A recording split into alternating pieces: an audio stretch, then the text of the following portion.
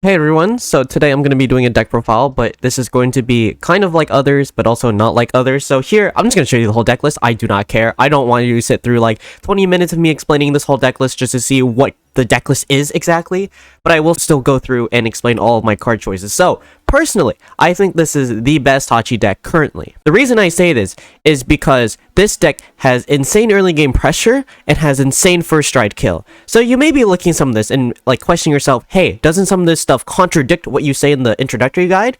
And you're completely right, except that introductory guide was for an engorge build. This is not an engorge build. This is far from conventional, and I'll show you why this is the best build. So, what do I define this build as? Well, I think this is more of a beatdown build. A beatdown build is a build where I think that you basically play out as many cards as you can, trying to rush down your opponent, deal them to high damage as fast as possible, and because of this, this deck inherently doesn't draw a crap ton like what the conventional build does, but in replacement of that, this build has a lot of big beaters and a lot of multi-attack and a lot of just big numbers in general. This build is very consistent and is very easy to pull off a win on first try. As you can see here, I have a bunch of random cards that you may be questioning, why are they in the deck? Well, let's start off. 3 Spino. Why is there 3 Spino in the deck? Well, 3 Spino is there as the ride target, of course, but mainly there to be the main grade 3 ride if you need to ride up first, since this deck really needs to grade 2 game. So if you need to ride up first, Spino's there. But the reason is that 3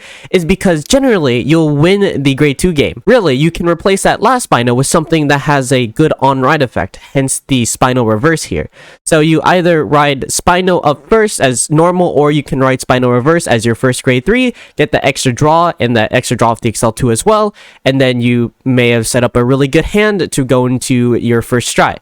And because this is a deck that revolves around killing first stride, your first stride will be always Giganotopharaoh. If you go into Nebros, it's really if you were denied the kill, so you go into this.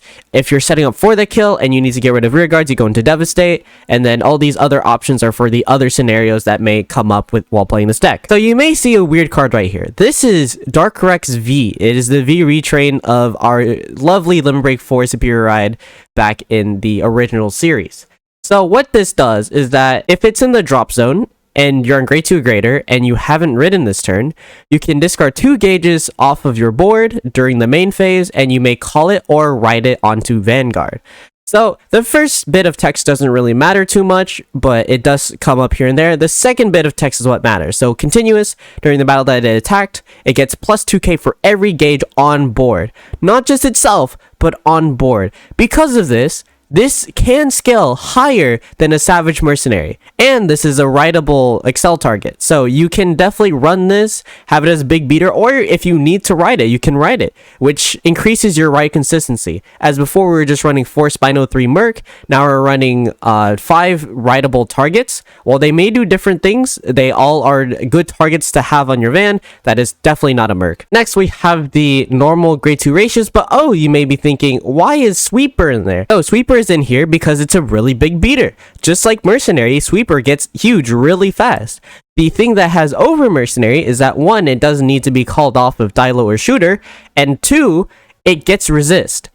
With resist in some matchups, it is very crucial to winning the game, as some clans have disruptive G-guards that either minus crit you or rest your rear guards or retire your rear guards. So having a rear guard with resist helps out a lot in killing your opponent and ensuring that they can't guard. Due to this, we're running stuff like Gantraptor in our G-Zone, even though I said not to. Again, this is a beatdown build, so Gantraptor in here actually makes sense because you'll most likely have Super to 3 gauge with the build that is presented with you, and Gantraptor acts as a second thing to go into if you couldn't kill on Giganotopharaoh. Now, you may be looking at this like, oh, 4 Dilo makes sense, and then you start thinking about it, it's like, wait, why would you run 4 Dilo? Is it for the high roll? No. Actually, running 4 Dilo is not for the high roll. It's for its on-play skill. It's Counterblast 1, draw, call a card. Because of this, you can call Merc turn 2. You can call Sweeper with the gauge, so it gets the 2 gauge. You can call literally any of your pieces and thin your deck and gain a bunch of hand back. This card replaces itself over and over again. So if you keep drawing this card, you will make a full board in no time, and you get refunded for it. So because of this card, getting the Giganotopharaoh requirement of retiring rearguards for your rearguards to restand is so much easier with Dilo because it just refunds everything that you call. And also, since it goes to the drop zone, because you know it's a one-time thing, you can definitely shooter it under Rejunon or Blue Sprint to get a 19k body on board, which is really good for kill turns as well, since if it's on an Excel circle, then it's 34. Now you may be wondering, why is Noah at 2? Shouldn't it be more because you're running sweeper? No, so the reason Noah is at 2 is because, yes, you do use a sweeper, but the main purpose of Noah is to act as a 5th and 6th Mega X. What this means is that no matter what you ride, either it be Dilo, Sweeper, or Rejunon, if you put Noah behind the Vanguard, you will have a pseudo Mega X. So every time it attacks for on-hit pressure, if opponent lets it through, you get to retire and draw. And you can chain this with your multi-attack engine, so Rejunon and Blue Sprint, and you can draw cards, do more multi-attacks, without needing the use of Mega X. Of course, Mega X is still the ideal ride, but having Noah in this list just helps your consistency so much more. As well as if it's behind a sweeper, you know, sweeper gets 2 gauges every single turn, and at that point you don't need Noah behind Van, so you just use sweeper as your pseudo Mega X. We have Dinodal at 4. Now why, would you ask, are we running 5k triggers? It's because this card is so crucial in this build. While it may be a 5k trigger, it doesn't offset the amount of power that it can bring to the table. What it does is during the main phase, you can call in, you put it to soul, and then you can countercharge 1. This doesn't seem worth it, but until you look at you using Dilo Bunch and using Giganotopharaoh's skill for Soul Blast, this actually helps out a ton. If you're being damaged tonight, you can put this to soul, you get soul for Giganotopharaoh, and you can use other skills like Dilo. So the more you see this card, the more things you can abuse off of low damage. Of course, if you're a high damage, it doesn't matter, but having the extra soul for more Giganotopharaoh procs is just very useful. Especially since if you use shooter turn 1, you'll have 2 soul going to Giganotopharaoh, so having a extra soul from Dinodal helps out a lot in killing your opponent. So instead of getting 2 restands, you get 3 restands. The reason why I play this at 4 and the Stride Fodder crit at 3 is because seeing this is very crucial and it comes up way more often than needing Stride Fodder. In addition to this, that is why we're running a 2-2 split of Draw PG to Crit Sentinel. This deck benefits a lot off of hitting crits onto Giganotopharaoh rearguards.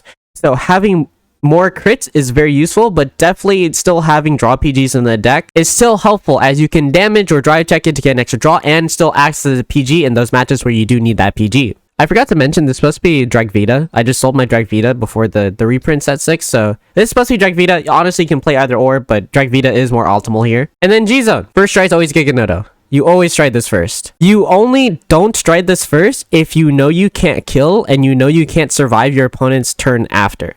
In which case, either of these 2 strides would be good. Nebros if you can afford to sack stuff. Devastate if you can't but need to retire rearguards on attack. So for Nebros, you do this if you're trying to pressure your opponent a little bit more and try to get more cards in hand. You do Devastate to specifically retire cards that cannot be retired by Nebros, or if your opponent decides to 1 bounce or 2 dismal the rearguard that they need off the first attack. Since ideally you don't want to attack with Nebros first, but with Devastate you refine attacking and Devastate first to retire everything. And this also gets around Dismal. The 1 Dynus for the GB3, 1 Gantry Raptor for those turns where you can't Soul Blast for Giganotopharaoh, GB8 when it comes up, of course. The funny thing with Seabreeze. So, Seabreeze doesn't come up that often, but because you're running V Dark Rex, you can actually Seabreeze whenever you want. So, in this interaction, let's say you and your opponent have been grade 2 gaming, and you feel like you don't have anything in hand to kill, so you have to ride up and kill, but if you ride, you don't have like these targets to ride up, right? You just have suboptimal things. Let's say you don't have like any combo pieces in hand to do anything. Then a play that you can do is if Dark Rex is in the drop zone, you can pop 2 gauge, ride it onto Van, and then immediately go into Seabreeze.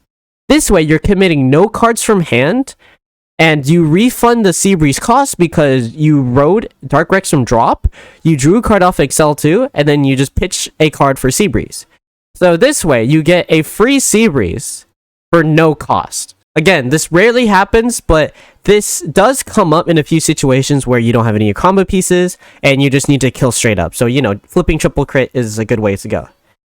The one Dismal, of course, is for anything that needs a Dismal. So like, of course, Sweeper has resist, but Merc does not. So if you need a Dismal Merc, that's something you could do. If you need Dismal Dark Rex, just like any of your pieces on board. Genga is really good combo with Regal Garter. So you Genga, pop 1, target 2 things with Gauge. Regal Garter, you pop the 2 things with Gauge, you draw 2, and then you put those 2 back to your hand. So it's just a really good combo to have. You're not running more than one because this never really comes up more than once. And then, of course, Regal Garter does come up multiple times because this deck does Gauge quite a bit. And then, of course, your Flip G-Guard, the biggest G-Guard in the clan, so why not? And yeah, this is the build, which I think is the best for this meta currently. You can definitely just straight up kill someone on first try or during the grade 2 game if they decide to stay on grade 2 game. I know that I've played against maidens with this build. It is pretty decent into maidens if you know what you're doing, if you know how to deny them and whatnot, but otherwise, I think that having all these tools for beatdown and card advantage is just really useful for going into the matchups within this meta and to try to survive and kill them after their combo turns. So that's it for my deck profile. I hope you guys like this format, and I hope to show more deck profiles onto the channel, since I haven't been doing that lately, since I've just been keeping a few things secret for BCS, but I'm not really worried about this, as I'm not really bringing this to any BCS. But yeah, make sure to check out my Metafy, as I do coaching for stuff as well, just general coaching. It doesn't have to be Tachikaze specific. Follow my socials. I'm on Twitter, Discord, the Vision account, ahaha. Anyways, I hope you guys enjoyed the video, and I'll see you guys next time.